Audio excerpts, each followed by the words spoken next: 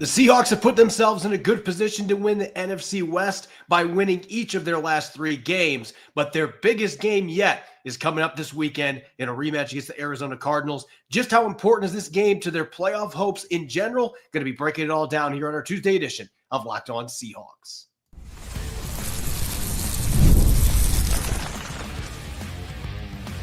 You are Locked On Seahawks, your daily Seattle Seahawks podcast. Part of the Locked On Podcast Network, your team every day. Greetings, 12. This is Corbin Smith, host of the Locked On Seahawks podcast, your daily Seahawks podcast, part of the Locked On Podcast Network, your team every day. A special thanks to all the 12s tuning in on this Tuesday night, whether you're in Camas, Washington, or over in Baltimore, Maryland. We greatly appreciate each and every one of you for making Locked On Seahawks your first listen 5 days a week. Preparation soon to ramp up for the Seahawks as they gear up for a second matchup against the Cardinals in just 3 weeks. And this truly could be the NFC West title game, even though it's only week 14. I'll be taking a deep dive into why this is such a critical game for both teams with 5 games left on the schedule. Plus, Tell the Truth Tuesday takeaways, my final thoughts coming out of Sunday's win, and looking towards those last 5 games, the Seahawks try to close things out and get back to the postseason.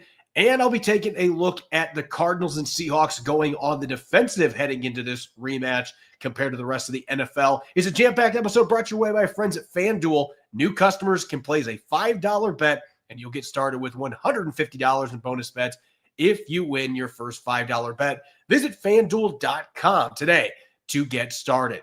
Now for your lead story here on our Tuesday edition of Locked On Seahawks. The Seahawks and the Cardinals will get ready to do battle for the second time in 3 weeks at State Farm Stadium. On Sunday, the Seahawks got the better of their division rivals a few weeks ago at Lumen Field, keeping the Cardinals out of the end zone in a 16-6 victory.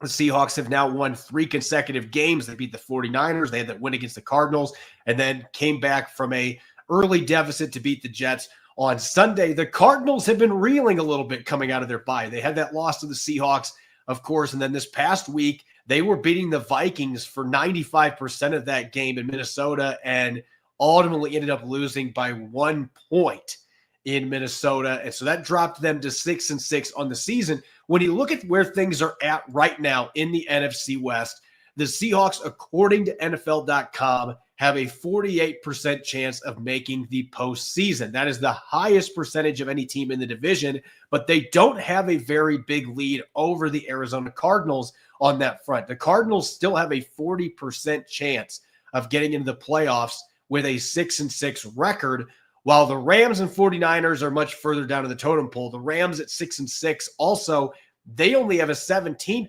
playoff chance, according to NFL.com. The 49ers down to 10%. It feels like it should be even less than that with some of the opponents San Francisco still got to play and the fact they just lost their 7th game this past weekend. This is really shaping up to be a 3-horse race, but this game coming up on Sunday, you don't want to put too much stock into one game, but when you look at where things stand for Seattle and Arizona respectively, from the Cardinals standpoint, as I just mentioned, they've lost the last 2 games. They've gone from being in first place to now being right at the 500 mark, very much in jeopardy of making the postseason after it looked like they were in prime position to win this division a few weeks ago. And yet they really still have the ability to get right back in the driver's seat, because if they beat the Seahawks on Sunday at State Farm Stadium, there's no longer going to be the tiebreaker disadvantage that they currently have. They are going to have the much superior NFC West record. They're going to have the better NFC record than the Seattle Seahawks. That is going to dramatically improve their chances of winning this division. From Seattle's perspective, look, you've been playing with house money. You've got these wins the last 3 weeks after losing 5 out of 6 in the middle of the season, and you're feeling really good about your defense. You feel like the offense has started to show some flashes. They haven't been able to put on the scoreboard necessarily, but you're seeing signs that the offense could be breaking out soon. And you need to continue racking up wins, because this would be a game, if they can sweep the Cardinals, it really gives them a 3-game lead in the NFC West, because they would have that tiebreaker over Arizona. It would boost both their conference and division standings. This game is huge for both teams. And just how huge, looking at what was posted earlier today on social media, just to give you an idea where things stand here. Aaron Schatz, formerly of Football Outsiders, who now runs his own independent website again. He is the godfather of DVOA, which has been an impressive metric for a long time, looking at how teams perform based on the quality of their opponents. Looking at their projections, their sims to this point, if the Seahawks win this game on Sunday, their playoff chances jump up to 62%. But if they lose in Arizona, those chances of making the postseason plummet down to just 11%. As for the Cardinals, if they can win at home, they jump up to a 71% chance of making the playoffs. A loss put them under 20% at 17%. So this is an incredibly high leverage game coming up for both teams. And I will admit this, before coming on the air here, I was messing with ESPN's playoff simulator that they have. And I was having a hard time finding a way to get the Seattle Seahawks into the playoffs if they did not win this game. It's obviously not going to eliminate them. They could still win the NFC West with 4 games left after that. But it would take a significant tiebreaker away from them, and the Cardinals would have all the momentum with the last 4 games to go. And oh, by the way, the Seahawks have to play the Vikings and Packers in back-to-back weeks, and then they have the Bears in Chicago. Chicago just fired their coach. That could still be a very tricky game on the road on Thursday Night Football. They've got a lot of difficult games coming up. Arizona's got a few very winnable games left on their schedule.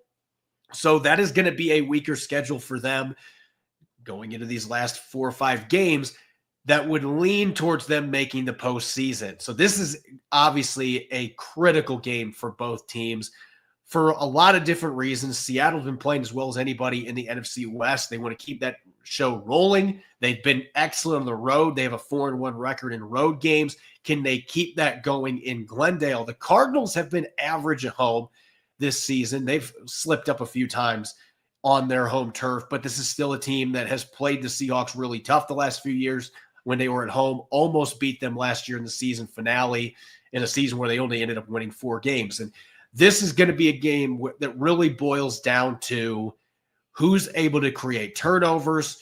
Is there going to be an offense that's going to be able to rise to the occasion? It was really a defensive matchup the last time these two teams met a few weeks ago. Regardless, though, this game could be an elimination game, even though neither team would be eliminated from the playoffs. The Seahawks and Cardinals, either one of those teams, if you lose this game, it puts you in a really difficult spot trying to make the postseason, especially with how deep the NFC North is. If you're wanting to get a wild card, if you're wanting 2 teams to make the playoffs from this division, it's going to be incredibly challenging because the NFC North has 3 teams right now that are looking primed to win 11, 12 games. So all 3 of those teams are going to be playoff teams. That leaves you with 1 wild card spot. Washington right now is at 8 wins already. So it's not impossible, but it's going to be difficult for this division being as jumbled up as it is with a lot of teams right around 500. It's going to be tough to get more than 1 team into the dance this year with the other divisions doing better, at least the NFC North and the NFC East. You got 2 teams that are playing better in that division. So this is going to be a game that could be looked back at as an elimination game with the percentages there. And it's going to be challenging for either team if they end up slipping up on this one. Somebody is going to end up losing this one, though. It's going to be tough. Still got 4 games left after that. You don't want to say that it ends your season, but this game carries more playoff weight than any game on the docket in the entire NFL this weekend. No pressure, Seahawks and Cardinals. It's definitely going to be a game to watch closely with major playoff ramifications in the NFC West. Up next, I'm going to take a deep dive into my Tell the Truth Tuesday takeaways, my final thoughts coming out of Sunday's win over the Jets, and some general observations heading into the final 5 games of the season. Don't go away. You're listening to the Locked On Seahawks podcast.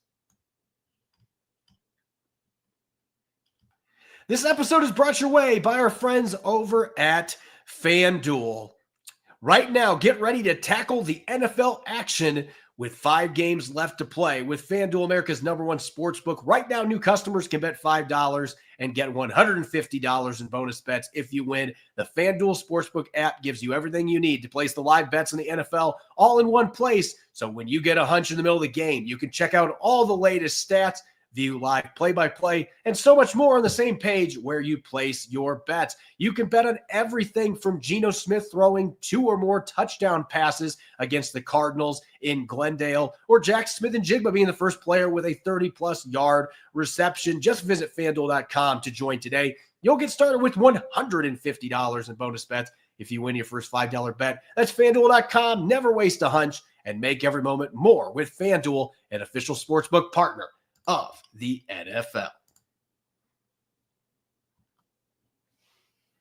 Welcome back to the Tuesday edition of Locked On Seahawks. This is your host, Corbin Smith, going solo on today's show. A special thanks to all the 12s who are tuning in, and thank you as always for making Locked On Seahawks your first listen 5 days a week. We greatly appreciate it. And don't forget to check out the new and improved Locked On NFL, which is now twice a day as your second listen. In the morning, you can get your NFL cup of espresso with Locked On Titans host Tyler Rowland. And then in the afternoon, second show, our good friend Tony Wiggins of Locked On Jaguars is going to be taking a deep dive into all the insight and analysis with a slice of humor. 2 excellent shows a day. Locked On NFL. Make sure to subscribe to YouTube or wherever you listen to your podcast and make Locked On NFL your second listen. The Seahawks getting their 3rd straight win on Sunday, a comeback victory over the New York Jets to give themselves a little bit more of a cushion in the NFC West. It's not really much of a cushion. It's still just 1 game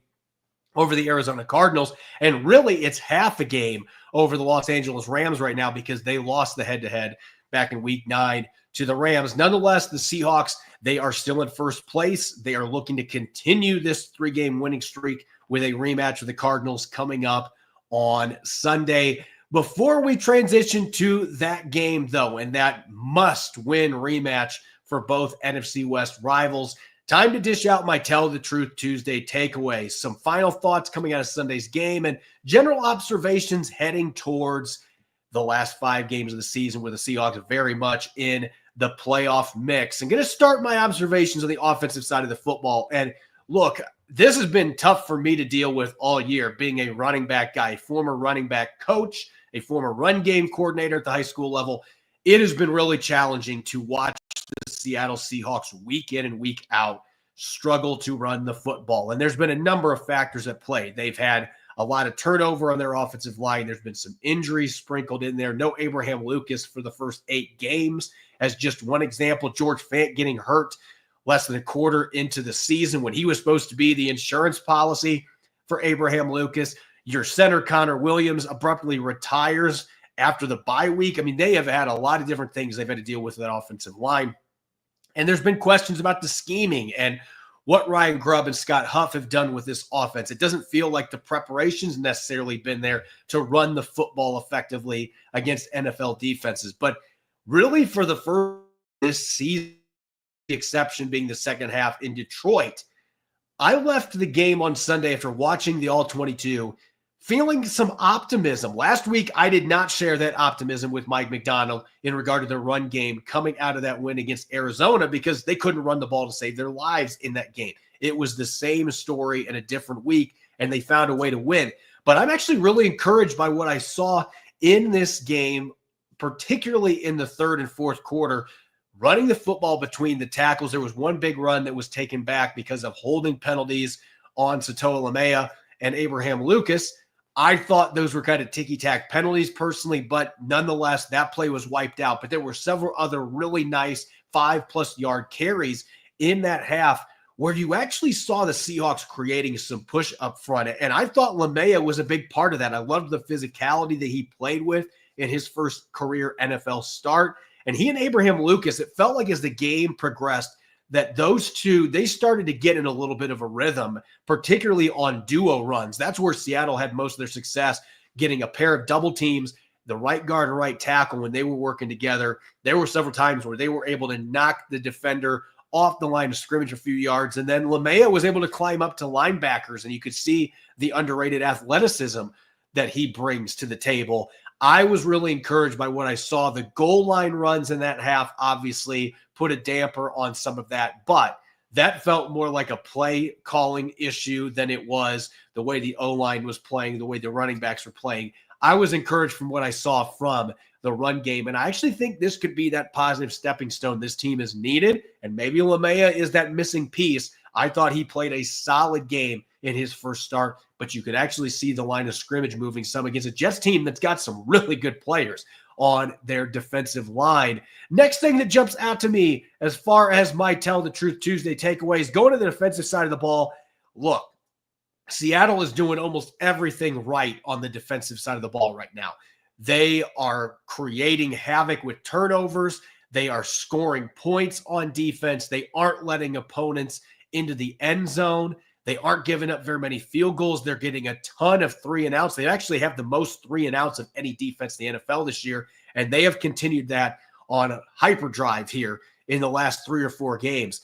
But one thing that has not been there that we saw early in the season, the edge rushing presence, at least in terms of sacks and pressures, you're not seeing near as much of that. Boy, Mafe is still making the occasional splash play, but we haven't seen the sacks. Derek Hall, since that really hot start, he has not been able to get after the quarterback. The only sack he's had in the last 5 weeks was one where the quarterback fell on his own accord, and he was able to touch the quarterback to the ground, and he got a cheap sack out of that.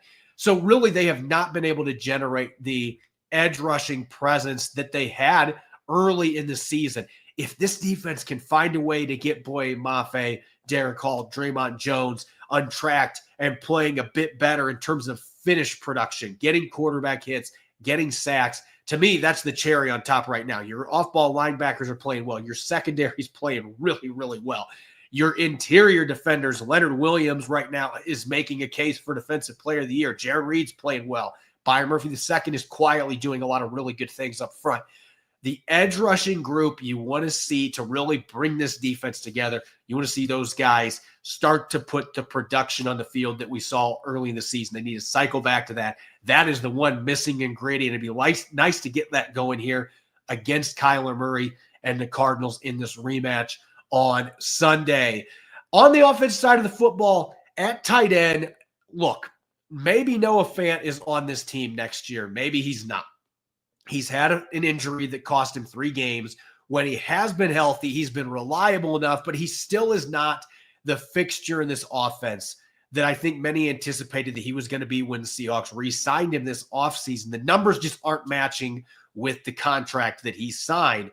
I think at this point, A.J. Barner is very much the future for the Seahawks at tight end. He has exceeded all expectations as a receiver. That is not something he did much at Indiana or Michigan at the college level, but he just caught his second touchdown. He has 2 touchdowns, and Noah Fant has not scored since December of 2022. I mean, he's gone almost half his career now without having a touchdown. And A.J. Barner's got 2 this year. He's been more reliable in the red zone. Geno Smith's looking for him. He's already caught way more passes than I thought he was going to this year. And I feel like that's a part of his game that's only going to get better as he gains experience. And I think the blocking is coming along. He didn't block as well early in the season as I thought he would, coming from that pro-style run-heavy Michigan offense. But he has been blocking better as of late, had some good tape this past week in that win over the Jets in the blocking game as well. I think A.J. Barner is their number 1 tight end for the future. Even if Noah Fant's on the roster next year, I think A.J. Barner is going to be pushing for that number 1 tight end spot if he's already not doing it right now with the production and the all-around skill set that he brings to Ryan Grubb's offense. Going back to the defensive side of the ball, this was something I didn't think I'd be saying at this stage of the season because Kobe Bryant, he was a player that I was torn on whether he was going to make the 53-man roster coming out of training camp. He very much was on the bubble, and it had nothing to do with the player. I loved what I saw from him his rookie year when he had 4 forced fumbles for the Seahawks. But it felt like as deep as the secondary was, and with him changing positions to safety, there were a lot of things working against him. And yet when he got his opportunity, when Rayshon Jenkins got hurt earlier this year, he has just ran with that chance to get back in the starting lineup to the point that I think now Kobe Bryant has got to be in that mix with players like Rick Woolen from that class a few years ago that absolutely have to be extension candidates. And the good news here is Julian Love, you just extended him at a $6.6 million per year contract. I think that is a steal at this point with how Julian Love has played this season, how he played the second half last year to earn that extension. So you didn't have to break the bank to extend him. It gives you more wiggle room to be able to re-sign Kobe Bryant. But I think those two, they should be your bookends of the safety spot for the next 3 years plus together. I think this has a chance to be a foundational part of Mike Macdonald's defense. And again, not something I thought I'd be saying. It had nothing to do with not liking Kobe Bryant's game. I just didn't think he was going to get the opportunity to play this many snaps. But when he got into the starting lineup, he played well and didn't look back, to the point Rayshon Jenkins is now playing that money linebacker role as a third safety. He's not getting his starting job back. And Jenkins could potentially be a guy that's on the way out next year because Kobe Bryant has earned this starting job full time, to the point where I would even consider, if I'm John Schneider, hey, let's see if we can get this guy locked up when this spring they are eligible to give him a new contract. See if you can tack on a couple years and make him a long-term part of this secondary. Last but not least, let's go to special teams. And had to talk about this today because I can't tell you how many questions that I've gotten in the last 24 hours about D. Williams and why he was the one that wasn't cut and Laviska Shenault was the one that was waived. And I understand the arguments that are being made. Laviska Shenault has at least given a little bit on offense when he's been asked to contribute, whereas D. Williams, he has strictly been special teams. Laviska Shenault had a kick return for a touchdown in the first game against the 49ers. That's way more than what D. Williams has contributed. I understand that. But listen, there are in-house options aplenty if the Seahawks are going to be replacing Laviska Shenault. They have got a number of guys that can step into the lineup, Kenny McIntosh being the first one that comes to mind. I think Derek Young has the skill set to be a quality kick and punt returner in the NFL.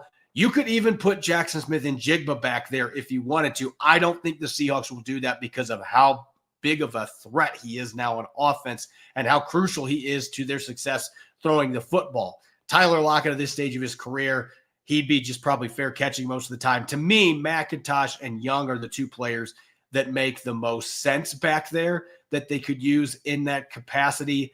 But I'm not ready to give up on D. Williams just yet. The Seahawks clearly are not ready to do that either. And here's why. I've seen what this kid did at Tennessee last year. I know that he's an undrafted rookie that I've got cheap club control on for at least 3 seasons. Laviska Shenault had a veteran minimum deal, but he was still making significantly more money. He's in his 5th year in the league.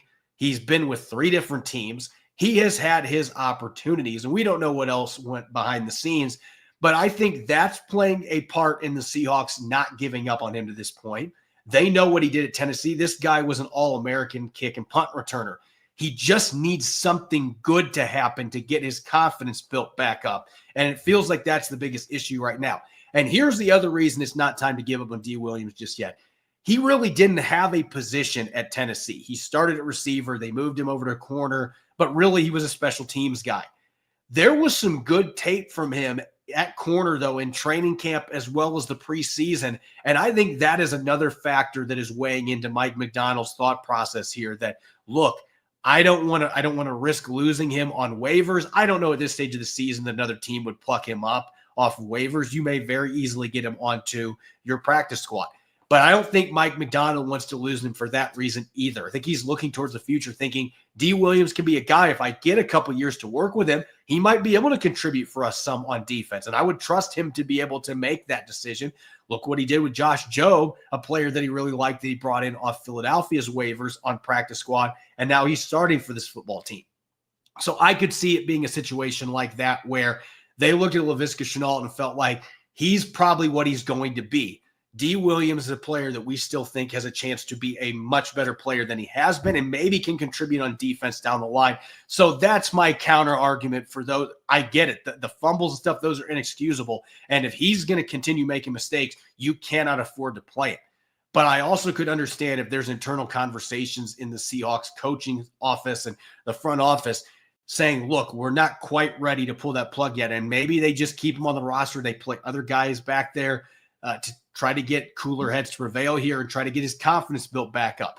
But whatever the case, it appears that there's some other factors at play here that led to them choosing to let go of Shenault instead of D. Williams. And I could understand some of those ideas, some of that logic behind the scenes with the club control, being able to develop him at corner and potentially still being able to get really good value out of him as a kick and punt returner if he can get his confidence back. When I return, I'm going to shift back to the Seahawks-Cardinals upcoming game here in Week 14, a rematch only a few weeks in the making. And I'm going to be taking a close look at how these two teams have gone on the defensive since Week 9. Don't go away. You're listening to the Tuesday edition of Locked On Seahawks.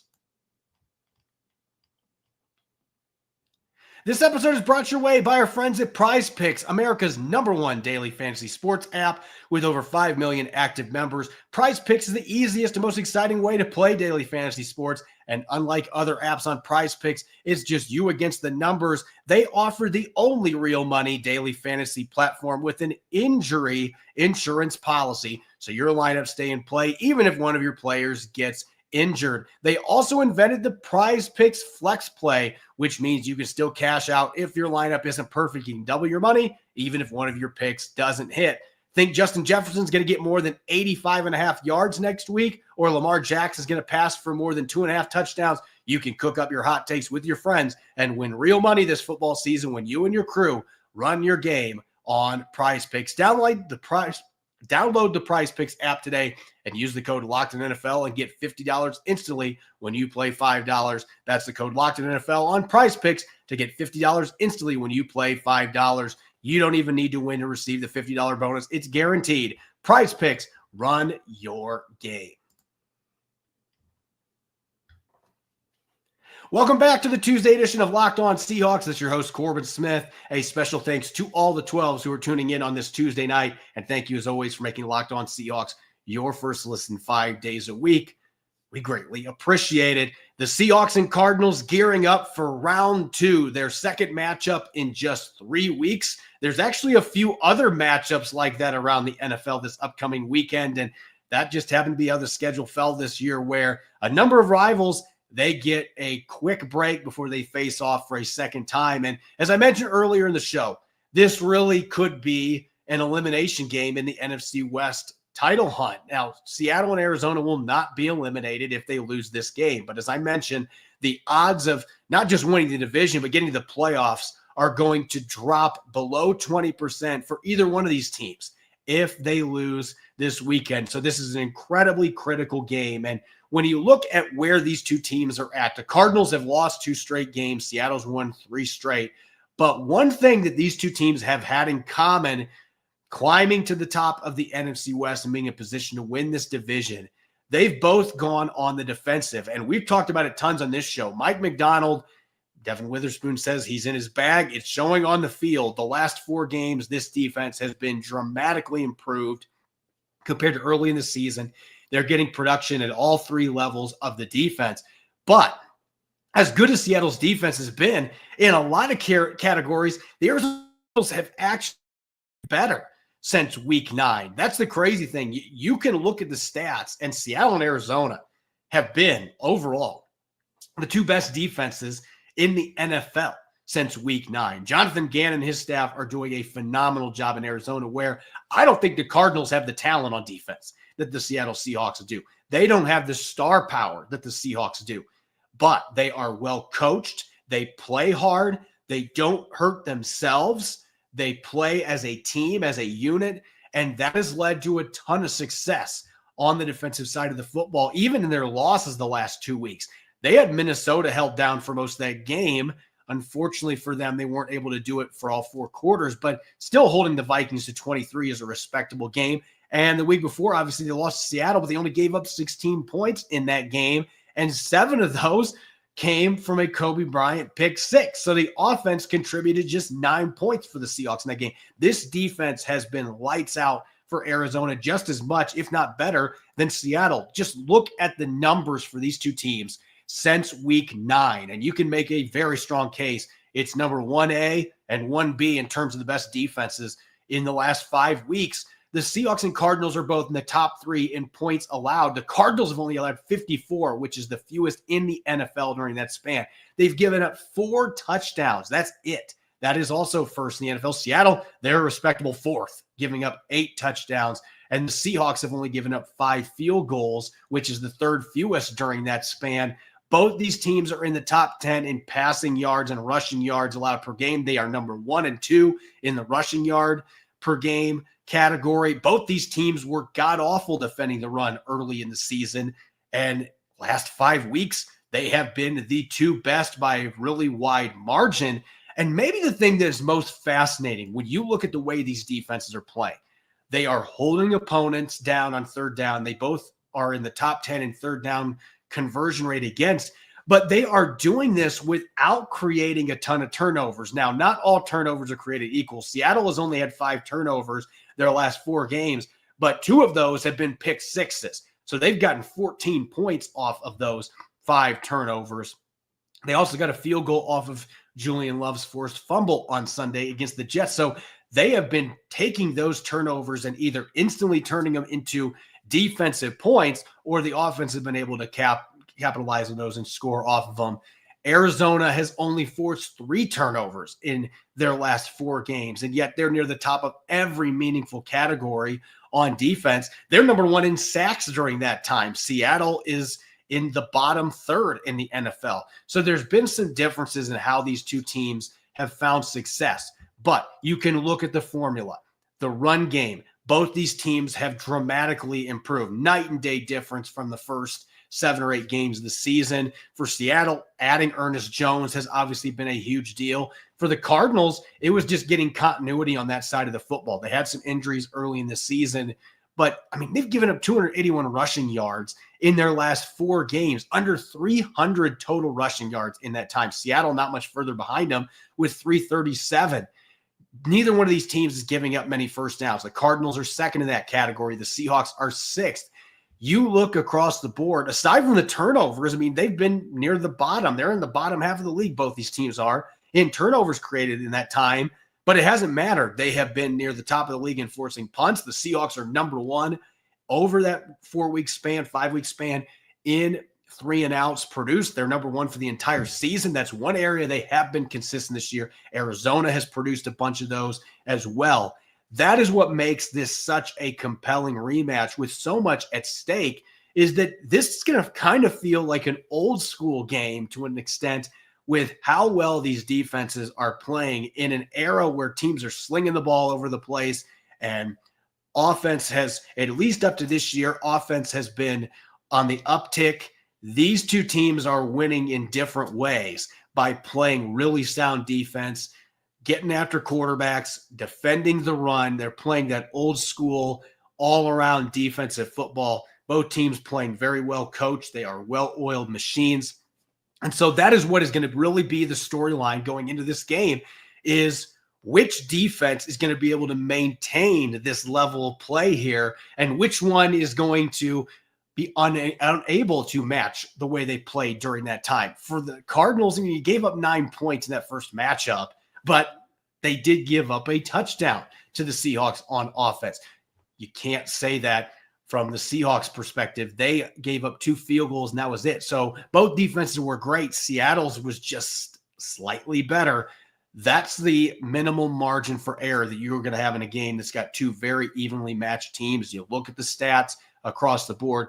These 2 teams, any way, shape, or form, they have been getting the job done on defense, and they've been doing it without necessarily creating a ton of turnovers. But when they are getting those turnover opportunities, particularly Seattle, they are turning those opportunities either into instant points. They're finding a way to capitalize and at least put a field goal on the board off of those turnovers. And so this is going to be a really fun defensive slugfest. Now that I'm saying this, watch both teams score 30 points. That's the way that this series seems to go between the Cardinals and Seahawks. But the last 5 weeks, it's a big enough sample size to know that these 2 defenses have emerged as 2 of the best, both against the run and the pass in the NFL. It is going to be tough sledding to get yardage and points, as it was a few weeks ago at Lumen Field when these teams meet again. at State Farm Stadium. As always, you can follow me on X and Blue Sky at Corbin Smith NFL. Make sure to subscribe to Locked On Seahawks on YouTube and wherever you listen to your podcast to make sure you don't miss a single episode. I'll be rejoined by Rob Rang tomorrow. The two of us will take a deep dive into all the key matchups to watch: Seahawks versus Cardinals, round 2 at State Farm Stadium. Make sure that you are tuning in and enjoy the rest of your Tuesday night. Go Hawks.